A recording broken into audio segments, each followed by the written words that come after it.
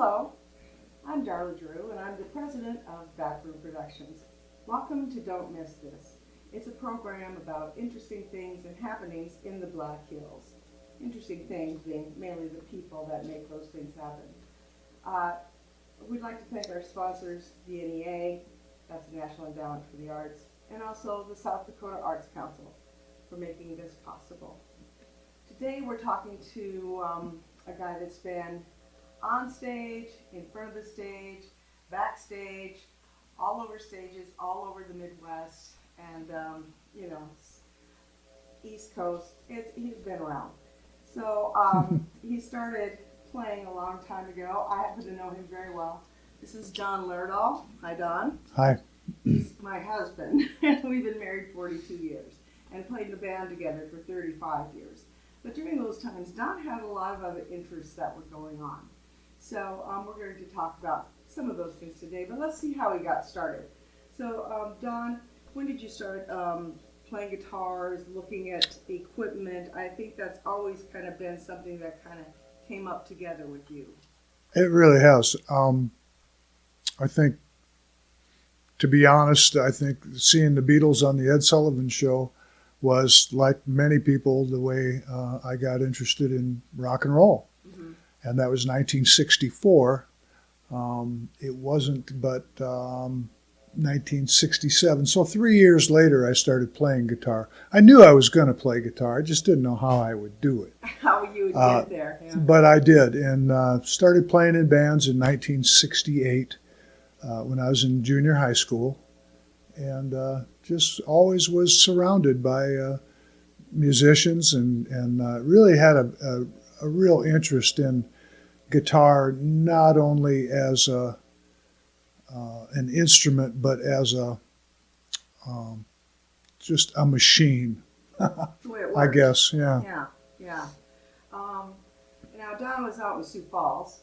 They had a different scene out there, and had a lot of horn bands, which he was also involved in. My band experience was out here in West River, and we leaned a lot towards the harder rock bands in this area.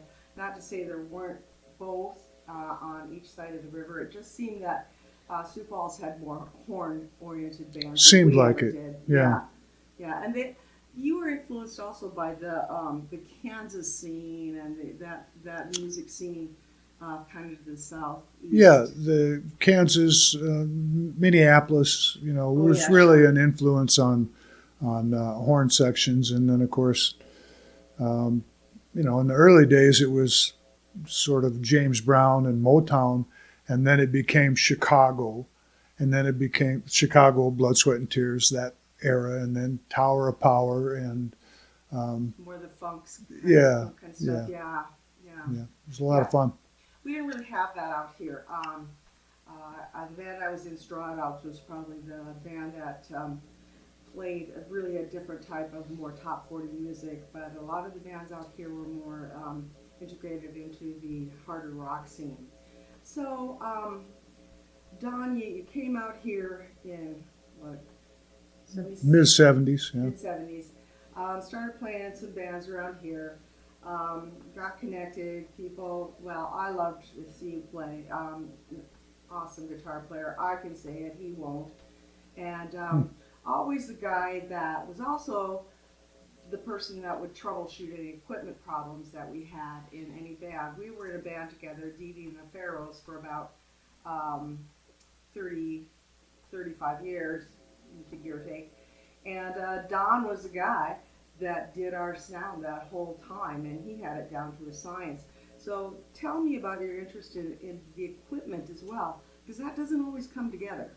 Well, I think, a big factor in that was growing up and not having a great deal of money. Yeah. We had to improvise a lot of amplifiers. We learned a lot about equipment. Like many people coming up during that era, there weren't any. We were the pioneers. Mm-hmm. We figured out how the equipment worked. You were lucky if you had a mentor that knew how a PA system worked back then, or what a microphone was. things like speaker impedance and We didn't those know. kind of things. Just learn as you go kind of thing. And so there was a lot of experimentation, and of course everything was new back in the 60s and in the early 70s. 70s, yeah. Sound systems grew, technology changed. So I was always really interested in just the equipment. Yeah. For us, it just seemed to get heavier and bigger and heavier and more expensive Yeah. through the 70s and certainly through the 80s. The big shows were a big deal. And Don and I really didn't start playing together in our band until about 1983. So we were in separate groups for many of those years. So you were the guy, I mean, like if an amp went out, I mean, it wasn't even your amp, or, if a person couldn't figure out why his Leslie wasn't working, something like that, you were the guy they could go to, you could figure it out. I could generally troubleshoot something if we had issues, yeah. And as time went on, you kind of collected a lot of stuff. You liked to collect amps, and in our basement, we had a lot of stuff for a long time. We had our band equipment here, but you were also collecting other things. Well, one thing that happened was, again, all of this stuff was new. Guitars were new. What kind of guitars? What do you mean by that? Because guitars have been around for a long time. Sure, guitars, but the electric guitar in rock music, basically a 50s and 60s item, really. But during the 70s and the 80s, a lot of us started to realize that the instruments from back then were superior to the stuff that was coming out in the 70s and 80s. So at that point, I really got interested in the instruments that were new when I was young. I always noticed when you were playing, and I knew guys that were married to their guitar, but Don was always trading in and trading up and experimenting with new guitars, hollow bodies, different sounds of electric guitars, and different amps. I mean, you didn't go with just the Marshall standard thing. I didn't see with that all the time. And that was interesting because a lot of guys, they got their setup, that was it, but you were always kind of playing with yours. Yeah, I think that's true. Yeah. I liked guitars. It didn't matter really what it was. So. Well, I know it was an interesting thing for people out here to see Don Lerdal play with a Trini Lopez hollow body. Yeah. And a screaming rock band with his stack of Marshalls, but Yeah, now Dave Grohl does it. Okay. Okay. It's a cool So sound. I was a pioneer. It was a cool sound. Yes, you were. And then you started buying guitars and collecting things. So how did that kind of start happening? You just had things around and people started asking to borrow them? Because we're going to get into what his business is through this discussion. Well, they're not really. The business now is not really connected so much to the vintage guitar business. Okay, so which way are we going to go on this? Let's talk about Backline. Okay. So you were, and Backline, what is Backline? Well, Backline is basically everything that you see on a concert stage that's not audio or set. So things like drums, keyboards, amplifiers, right down to tambourines and egg shakers. It's all Backline. Yeah. And you started having you had some amps and other things that people were interested in borrowing or renting. Well, I when I had the music store, occasionally I would get a call for somebody that was going to be performing in the area and they needed an amplifier or a drum set, and it was just an occasional thing. I think back then, most bands that were toured with their equipment. A lot of the bands that I work with now will be bands that don't tour. They'll fly in and they don't have anything. So it requires everything that they need to do the show to be rented. And And they are very serious about exactly what they want.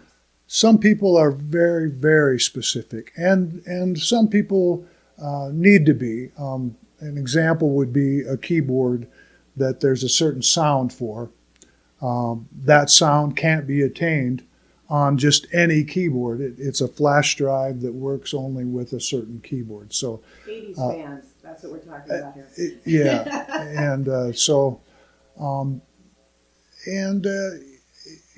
I'm working on a show right now for a guitarist that uses unusually shaped guitars.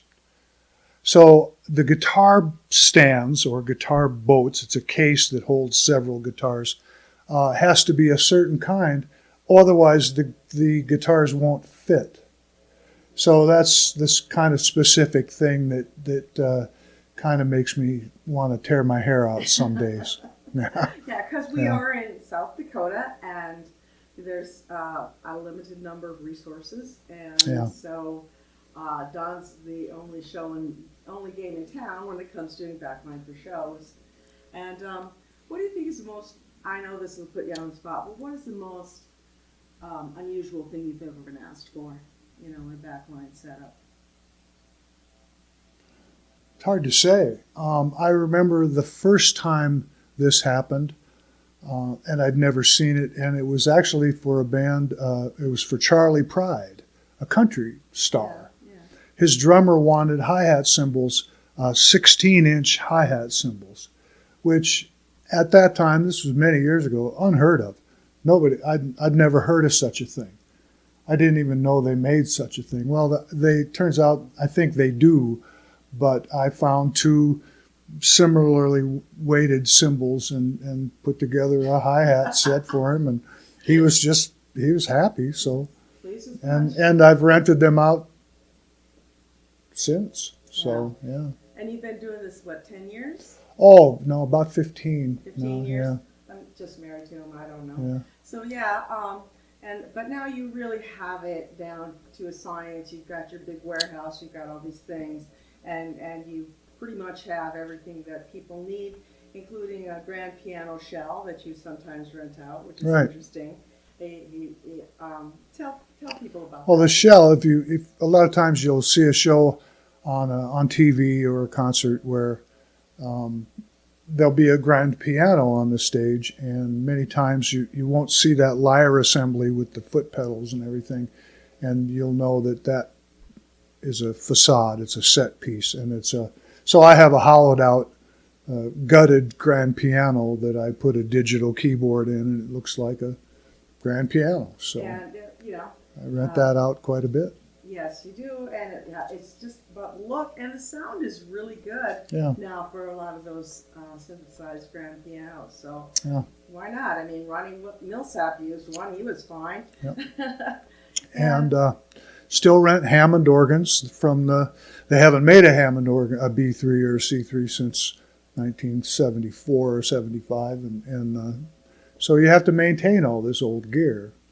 But they still rent it. I rented a Hammond B3 to Chubby Checker 2 weeks ago.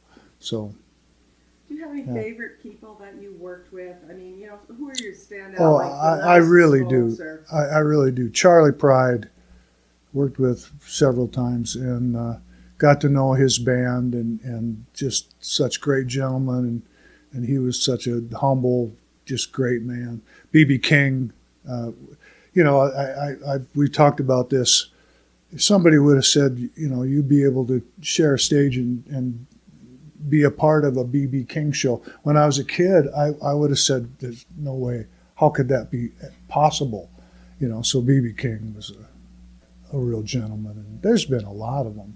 Most of the time, I find that the frustrations in backline is more with management and production staff than the bands. Most of the time, the musicians, the bands, the artists, they're absolutely wonderful people.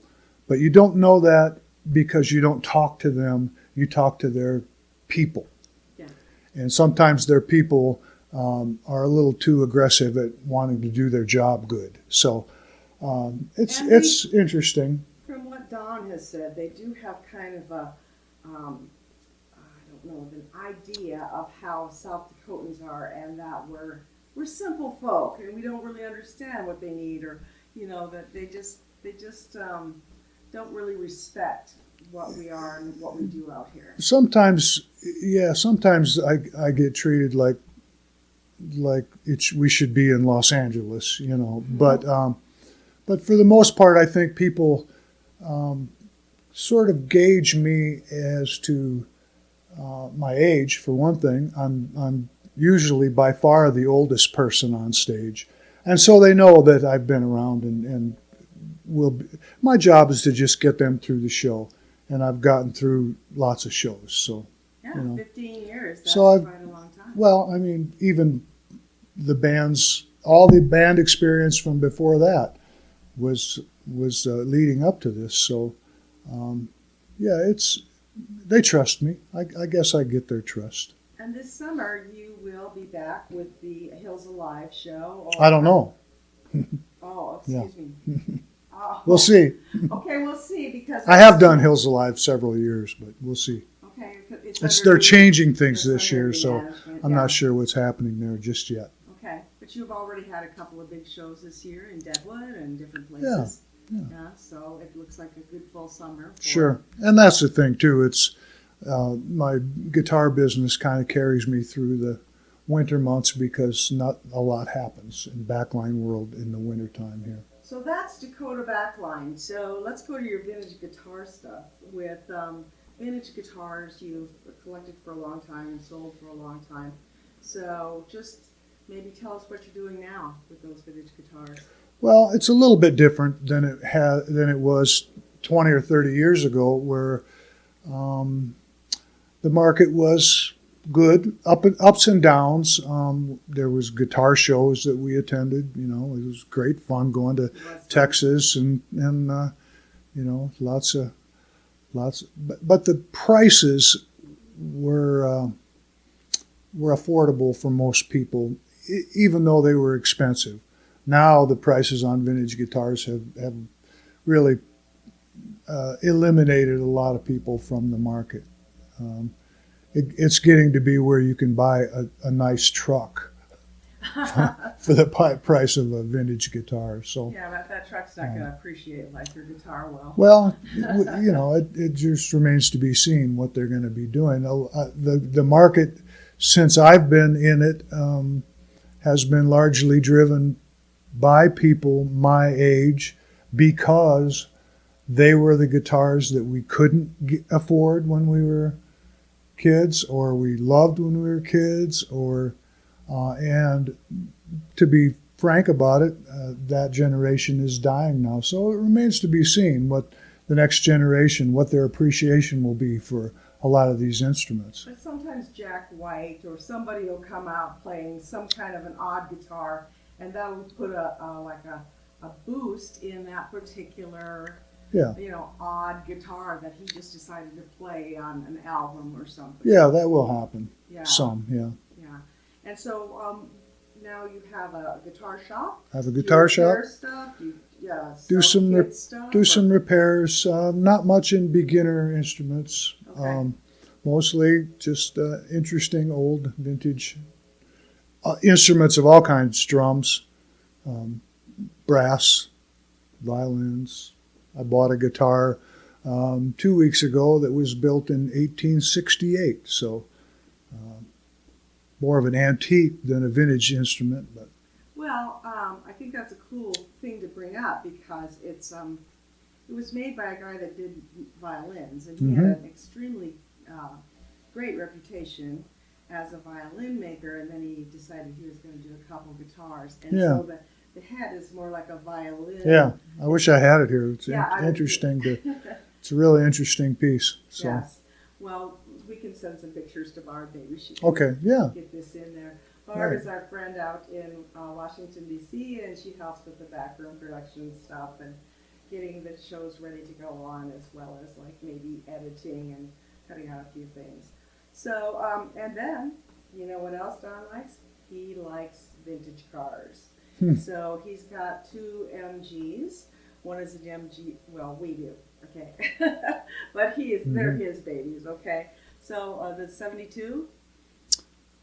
72 MGB, we restored that about 5 years ago. That's just been a fun little, It's been very fun. little great car for the Black Hills. You know, Yep, and now there's another one going, almost ready to go.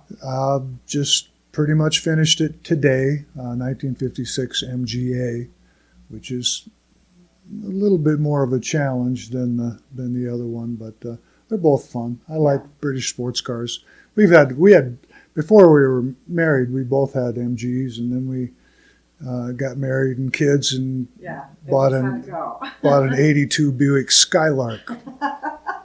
Good Don Lord! was so excited. Okay. But as soon as we get done with this, I think we're going to take a little ride in that new MGA, the 1956. Yeah. Because Don's got that ready to go. And it's such a beautiful day here in the Black Hills that we got to take advantage of that last bit of light. So thank you for being here today, Sure. Don. We got through all that stuff pretty quickly.